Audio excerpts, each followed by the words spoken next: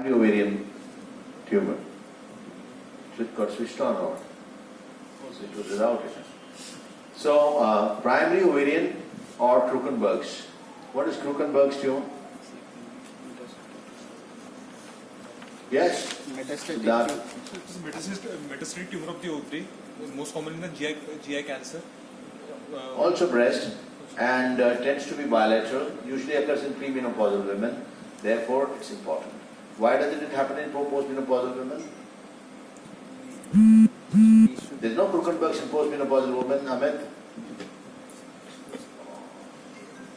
Anybody? The ovaries are atrophic, so it won't happen.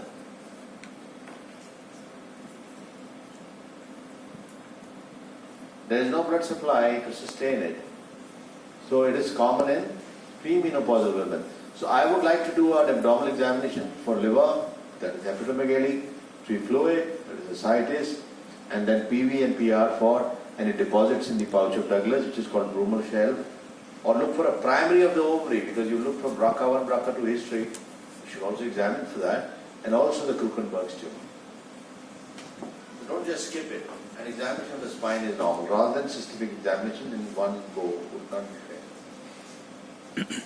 The summary is beautifully given. A 30-year-old lady with chief complaints of lump and pain in right breast with lump fixed to breast tissue, suggestive breast carcinoma.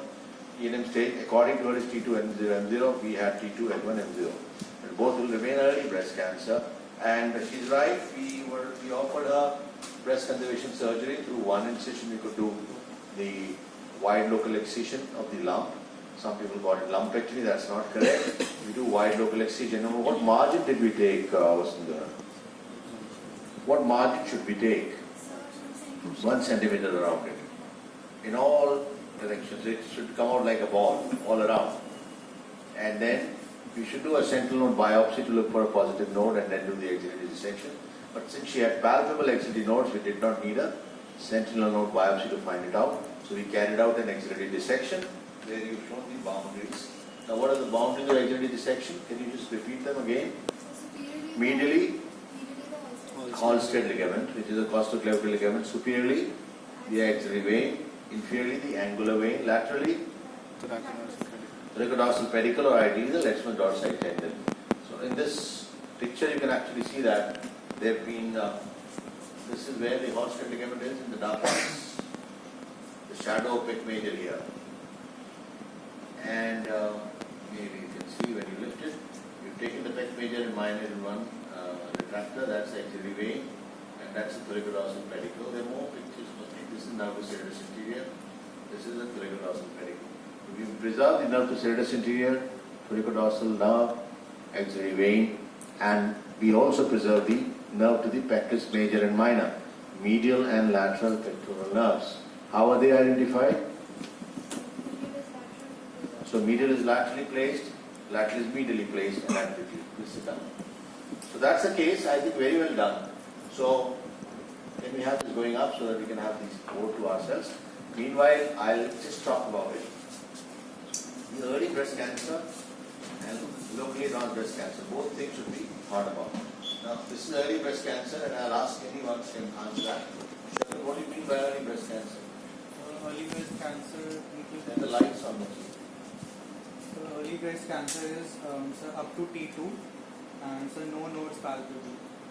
No, up to N1. T2 N1. What is N1? So N1 is mobile axillary. Mobile axillary. And N2 means fixed. Good. So this is early breast cancer. Now, please sit down. What is locally advanced breast cancer, Siddharth? So stage 3.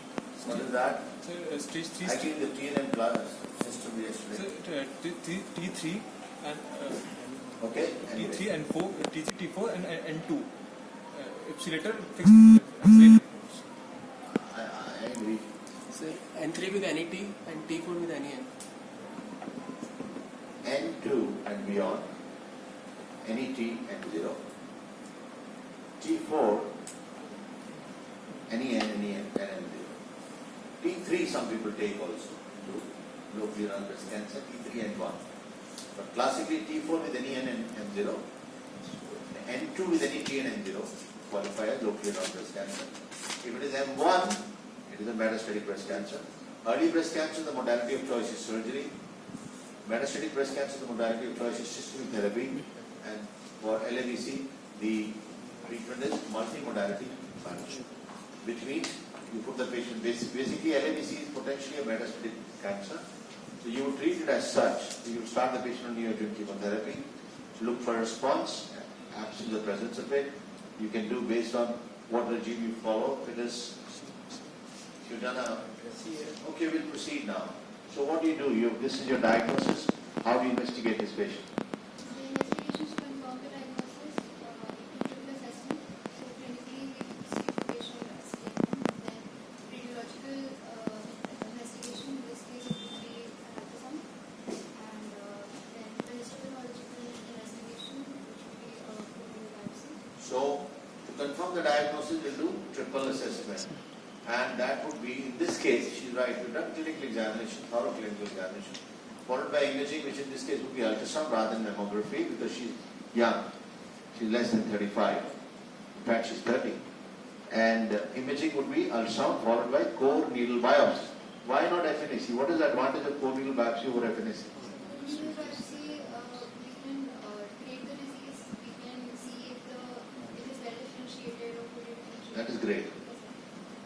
We can see if it's ductal carcinoma or lobular carcinoma, and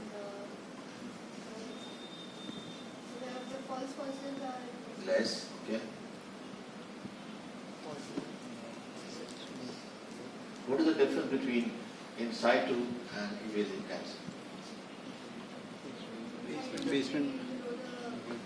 It's not in gone through the basement membrane. So would there be a difference between FNAC and core biopsy? So core biopsy will tell you what invasiveness is. Can FNAC tell you whether it's ERPR positive or HER2 negative? The biomarker status cannot be asserted. Will that make a difference? It will make a difference in terms of therapy. You saw there was a case where we put on Herceptin in the urgent setting because it was HER2 positive, somebody's relative. Yes, please.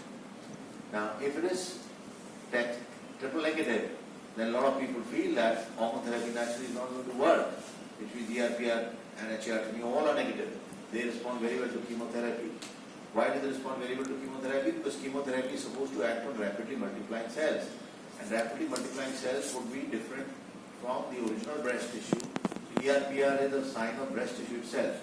The negative would mean it's poorly differentiated, so they will respond better. That is why ERPR positive tumors don't respond so well to chemotherapy.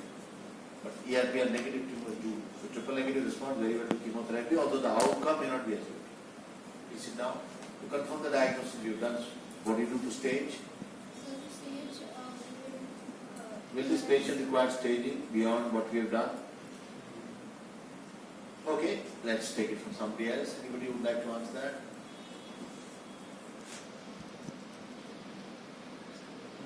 No, sir. So since Speak loudly. since the patient does not have any systemic complaints and See, early breast cancer does not require a routine metastatic workup.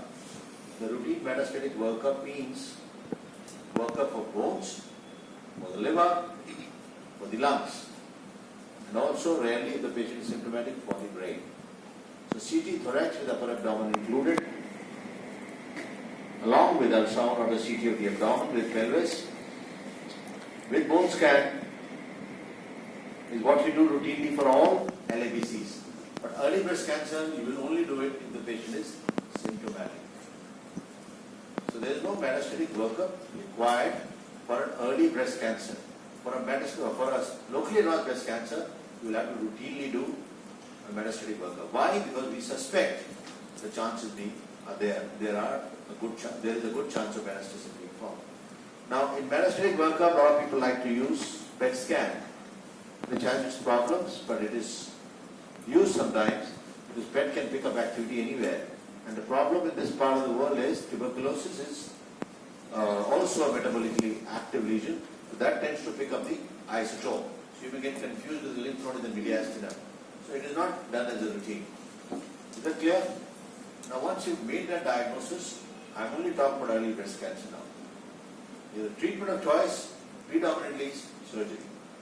Now surgery is either you do breast conservation, which means you conserve the organ, but then you have to do something else, or you do a complete surgery, you don't have to do anything else.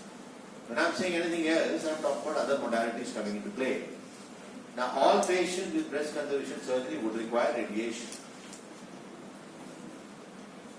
And there is no exception to the rule. So when you don't have a facility for radiation, a patient is not ready for radiation, like pregnancy, or patient has collagen vascular disorders, or patient has got a low performance status, less than 60 Karnofsky, yours is 90. Or patient is not likely to come to your center for a follow-up. Breast conservation is not offered. If none of these problems are there, then come the local issues. The expertise should be available. The tumor breast ratio has to be optimum. That is, tumor should not be, because you cannot say 3 centimeters is good for X patient. It depends on the size of the breast, because it's a tumor breast ratio.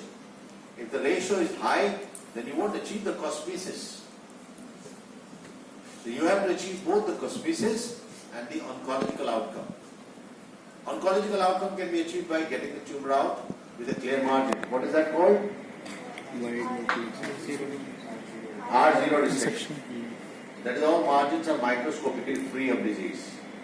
Once you get a clear margin, you are surgically fine. But it has been seen that with breast conservation surgery, there is a slightly higher incidence of local recurrences. So the patient needs to be told about it, that there is a slightly higher possibility. But that doesn't change the outcome eventually. So it should be offered. That's number one you should understand. So in all these patients, where the other patient, you don't offer breast conservation. Is that clear to all? So if you're not offering breast conservation, the answer is mastectomy with axillary dissection, which is called modified radical breast, where you remove the breast along with skin, nipple areola complex in an ellipse, along with the axillary tail of spens, pectoral fascia, level 1, 2, 3 nodes, and preserve all that you've heard here. Now to serratus anterior, thoracodorsal nerve, axillary vein, and pectoralis, nerve to pectoralis major and minor, and also the muscles, that is pectoralis major and minor. Sometimes it works, sometimes not. Now, if you really look at it, from the point of view of the patient, she gave the consent, she's young, tumor breast ratio was optimum, so we offered her breast conservation surgery. And she's willing to come for radiation, we have the facility for radiation, so we offer. Now, what did I do? We did wide local excision. That is, with one incision, we are supposed to take out 1 centimeter all around of the tumor and put some clips in the tumor bed for radiation oncologists to later on target the boost therapy, which is in addition to the routine radiation. If the total radiation dose is 100, 40% of this can be added as boost, so it becomes 140 grays. In addition to this, through the same incision, since we could do the axilla, patient is going home today because we just did through one incision, the drain output is minimum, mobility is minimum. Axilla could be dissected, and we did it exactly like we do for MRI. That is, we retracted the pec major after dissecting it completely, and then what are the various groups of lymph nodes that we dissected? So, first we checked the interpectoral group. Interpectoral groups or the Rotors. Rotors group of nodes. That's very good. Once we clear that, we see the medial and lateral pectoral nerves. And like I said, medial is lateral, lateral is medial. We preserve both of them. There is no point preserving the muscle and not preserving the nerve supply. It's like you have the room but no electricity. It won't. Sooner or later it will be all gloomy and dark. After you've done that, what do? Level 3 includes We first do the level 3, right, by taking the pec major or pec minor on a sling, pec major on a retractor. We start dissecting from above downwards. At level 3 down to level 2, level 1. What is the boundary between level 2 and level 1, which I just, if you can answer, it's fine. The anatomical landmark, some vein, which I said with the lateral limit of level 2. What are the various axillary artery has? First part gives 1 branch, second part gives 2, and third part gives 3 branches. First part is supine thoracic, second part has 2 branches, lateral thoracic and thoracoacromial. Third is circumflex humeral anterior posterior and thoracodorsal. Vein is corresponding. The lateral thoracic vein becomes the lateral lamina flavi. Then we dissect and find the serous interior. Keep going laterally. We lifted up the thoracodorsal pedicle on a sling. Dissect all around and we go down to the angular vein, which is the vein joining from the chest wall, the thoracodorsal vein to form the subscapular vein. And after we had done this, we reconstructed. This patient would now go for adjuvant radiation once the sutures are out. Chemotherapy would depend on the output or the outcome that the pathologist gives you. What would be the bare minimum number of lymph nodes to be dissected in the axilla to call it proper axillary dissection? More than 10. At least 10. So if you don't take out more than 10 or 10, then you need to give radiation to the axilla. Be careful. Therefore, number of nodes to be dissected out of the axilla should be very carefully monitored. Secondly, the other indication would be tumor size more than 1 centimeter is chemotherapy. They say all the time. But otherwise, positive margin is an indication for radiation. 4 out of 10 nodes, if they are positive, is an indication for radiation. If there is angiogenesis or extracapsular spread, it's an indication for radiation therapy. Now suppose you've done a core biopsy, which is a good thing, ERPR positive patient. You know chemotherapy is not going to be so effective. You will put the patient on hormone therapy, which is very effective. So what's the hormone therapy for a premenopausal lady?